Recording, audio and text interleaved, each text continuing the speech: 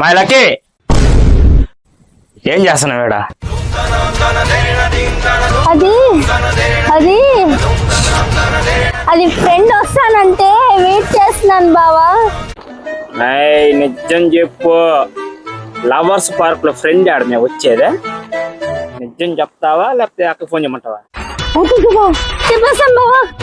అది అలరా దాచి చెప్పు, ఇప్పుడు ఎవరి కోసం వెయిట్ చేస్తున్నావా? బావా అది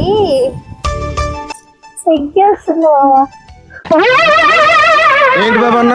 సిగ్గేస్తుంది బావా. నేను ఒక అబ్బాయిని లవ్ చేస్తున్నా. నువ్వు లవ్ చేస్తున్నావా?